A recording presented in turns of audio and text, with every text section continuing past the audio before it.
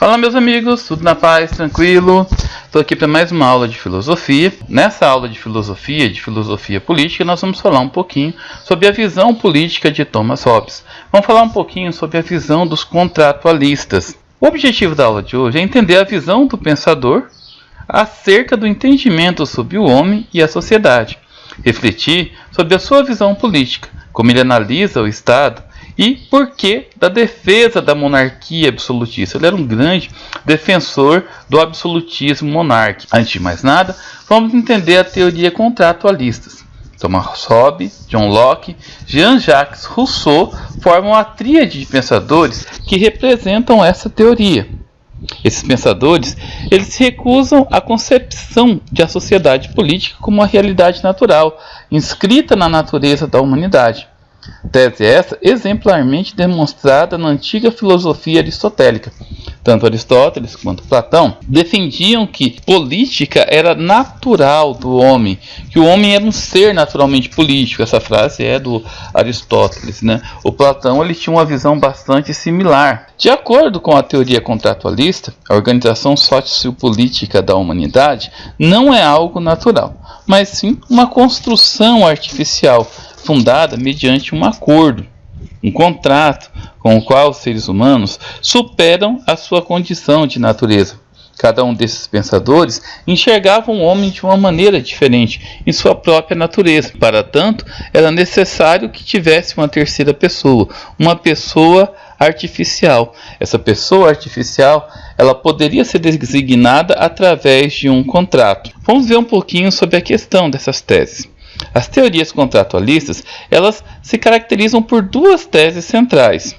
A primeira é a conceituação de uma natureza humana que não contém em si mesma a realização de plena sociabilidade sob a vigência do poder político. A segunda consiste na convicção de que o Estado, o poder político institucionalizado, procede de pacto estabelecido pelos seres humanos. O contrato mediante o qual renunciam à sua condição natural e ingressam nas relações sociais civilizadas. Daí a ideia do contrato que é proposto por esses pensadores, o contrato social, onde o homem abdica do seu direito de liberdade em prol de uma pessoa artificial. A pessoa artificial, nesse caso, seria o Estado, que vai definir todas as regras para a convivência mútua. Esse é o nosso pensador de hoje, Thomas Hobbes. Inglês do século XVI, ele era dono de uma notável erudição científica, literária e filosófica.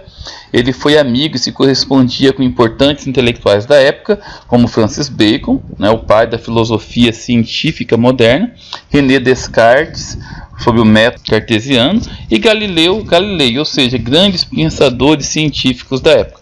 E as suas principais obras foram O Cidadão e o mais conhecido de todos, Leviatã. Vamos entender um pouquinho sobre a filosofia política. A filosofia política de Hobbes tem seu ponto de partida no conceito de natureza humana, cujas qualidades determinantes são a agressividade e o egoísmo, caracterizando assim uma condição natural de permanente disposição para a guerra generalizada entre todos os seres humanos. Diante dessa situação original de precariedade da vida humana, pronuncia-se a necessidade de um contrato para o estabelecimento da sociedade, de um contrato social que se consuma no poder absoluto do Estado. Vamos entender a dimensão da filosofia de Hobbes. O filósofo navegou por muitas áreas do conhecimento, desde a física, a matemática, a política, até a filosofia, sendo que o mais notável é a ideia do determinismo mecanicista.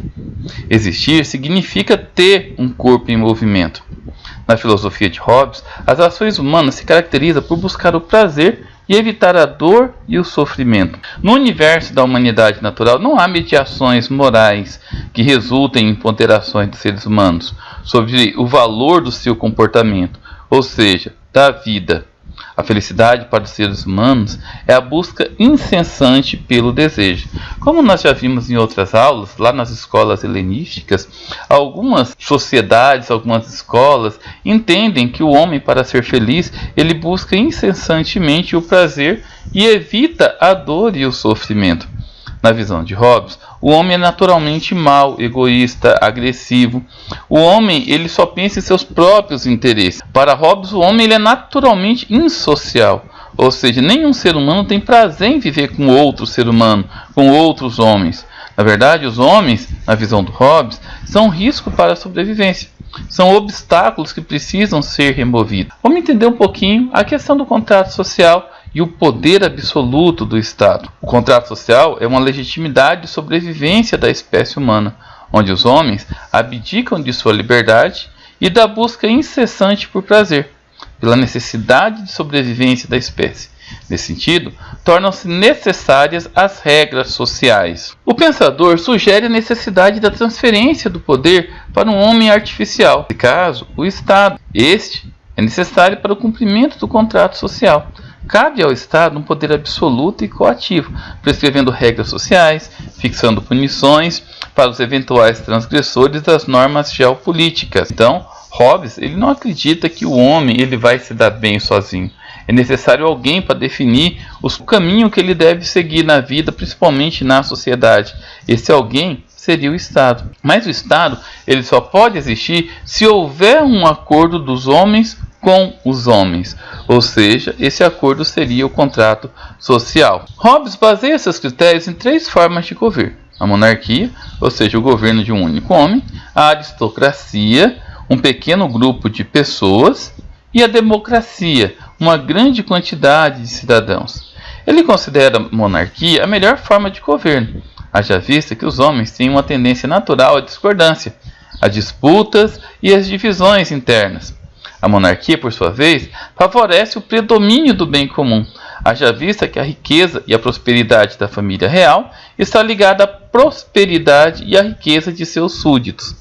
Dentro desse sentido, o filósofo é um grande defensor da monarquia e da monarquia absolutista. Bom, pessoal, essa é a nossa segunda aula sobre essa questão da política, da filosofia política. A primeira aula nós analisamos um filósofo italiano, Niccolò Maquiavel, e nós entendemos um pouco sobre a sua vertente do seu livro, O Príncipe. Espero que a aula tenha ficado clara, um vago entendimento sobre o contrato social de Hobbes, a forma como ele pensa o homem em sua essência e por que ele defendia tanto a monarquia, principalmente a monarquia absolutista. E também, nesse sentido, ele era contra a democracia. Bom, pessoal, é isso aí. Espero que tenham entendido. Fiquem com Deus e até a próxima.